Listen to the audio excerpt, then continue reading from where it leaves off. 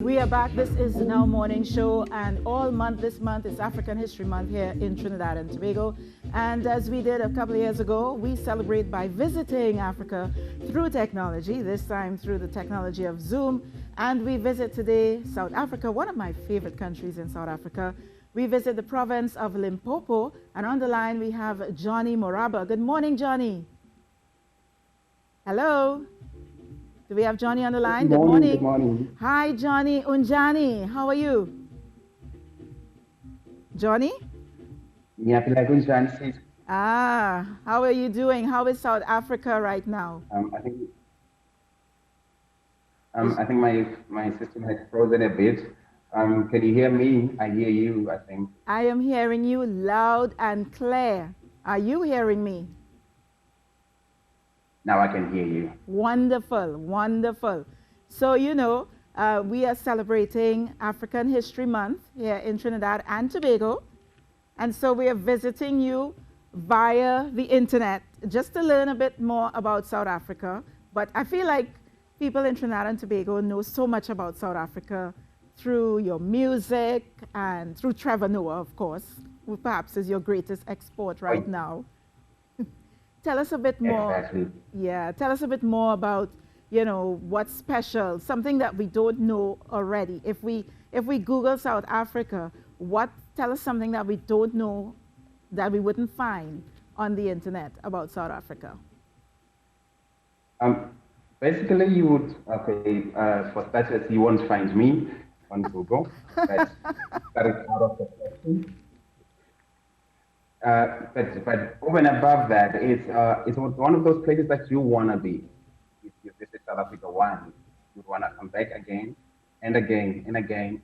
And you may just ask the chief for a stint, just in case, give you a bit of yard so you can stay there. That's basically the love that we have in South Africa. I don't think comparable anywhere in the world. And we have beautiful women. Yeah. How about very handsome men as well. Yeah. How many languages do you speak in South Africa? We have 11 official. That's the official language. Yeah. However, we've got a whole lot more dialects within those 11 languages. Personally, I speak about 4. Yeah. About English, because English does not count as a language. It's everybody's language. Yeah. So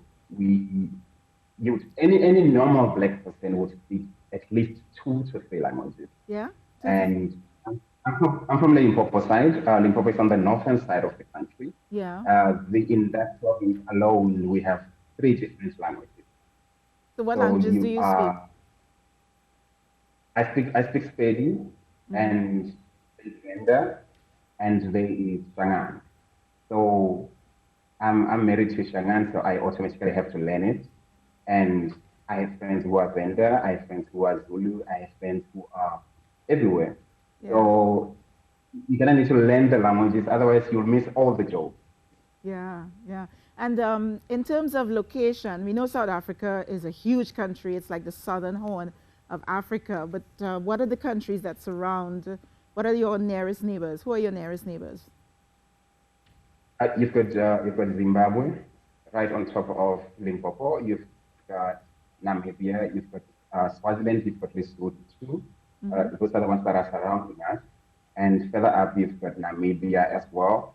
So basically, Lesotho, I call it our town because it's within South Africa. So you can't really say you're leaving the country when you go to Lesotho.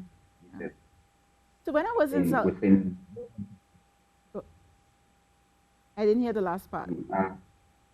I'm saying on Lesotho part, when it comes to Lesotho, it's within the country. Yeah. So it's like you've got your own yard, and in your garden, you decide this part of the garden is not my yard, and I'm gonna need a passport to visit my yard, and something like that. Okay. That's how I do Lesotho. But on a more serious note, it is a country on its own. Yeah. So we are landlocked. We're a bit landlocked, and we have the sea as well. The sea would be to the south, yeah. So when I was in South Africa, right, I don't know if this was serious or not, but you know, my friend Nosy, we went out, and this guy was like saying, I want to marry you, Lisa. And she said, how many cows do you have? How many cows do you have to offer for her? Is that, is that still a custom in South Africa? Oh, yeah, yes, yes. We still do cows. You We do? still do live ones. We still do live cows, Do you walking really? ones. Yeah, that's like the basic thing that we do. You need to have cows to show you're serious. So how many At cows would least I be have a worth cow. then? No, but it's really a Oh custom. no. It's really a custom. So how does that work? Because that would be something unique, I would imagine, for us on this side. How does that work? Except that we would call that a dowry, right, Rokas? We would call that a dowry. That would be considered a dowry, similar to what would happen with our East Indian Mm-hmm. custom here in Trinidad and Tobago. So how does that work in South Africa? We call it lobola. Mm-hmm. It, because dowry is just a big word for us. We just love to keep it easy. Yeah. Lobola, so that everyone understands it from top to bottom. Everyone understands that part.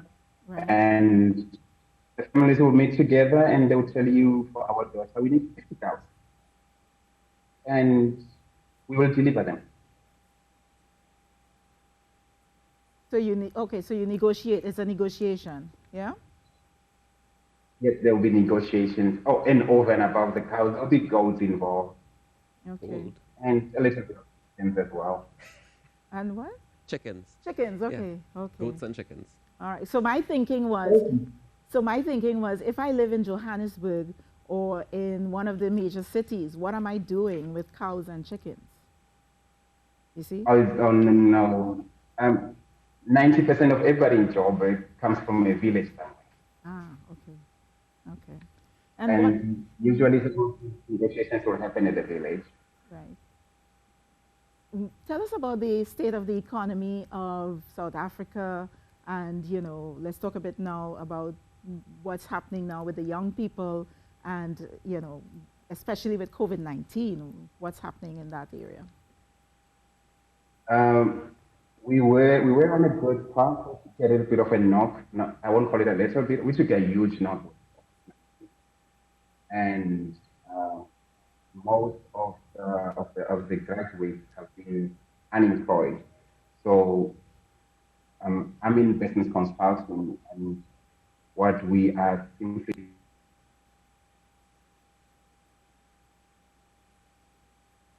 I think we might have lost some of the audio there with Johnny. Johnny, are you hearing me? can Okay. you hear me there? Yes, I'm hearing you. Yeah. Mm-hmm. All right. So I was just saying that most of the population that is considered unemployed is young people, Yeah. and and young people have I believe that they are the most powerful people you can ever have. I'm not being biased because I'm one of them. I just think that is the truth. Mm-hmm. Um, so with the COVID-19 thing happening, we we kind of got off track a bit, focused on keeping people alive and keeping them into work. So now that it's subsiding a little bit, or we kind of think we got a hang of it, we are now refocusing our energies into creating employment, starting companies that can employ young people, come up with better technologies that young people can relate to, because I understand some of these things that we're still using at work is those things that my father was using in Yeah. his days, Yeah. and he just does not talk to us who are uh, 90s kids, 2000s kids, and the 2010 kids. It doesn't talk to us anymore. For instance, my dad would prefer to go to the bank. I would prefer never to touch the bank. I would Yeah. prefer to call the banker, something like that. Yeah. So that generation gap is one of the things that we're trying to uh, kind of figure out how we can make both of them work in a way that it does not immediately eliminate the old people because we need what they know, and at the same time, it does not keep us young people out of the game. Yeah. because All they are right. going to retire soon, and they're going to need us to carry this thing forward. Yeah. All So right that's then. um, Well, Johnny, I'm going to have to stop and jump in there because we have the news coming up in just 30 seconds. But it was really great chatting with you in South Africa. Have a wonderful day across in my favorite country in South Africa. And we'll chat again, Johnny Moraba there from Limpopo province in South Africa, kicking off African History Month this morning here on the Now Morning Show. We cross over to TTT News Center where Marie Therese is waiting to take you up to the news to 7 o'clock.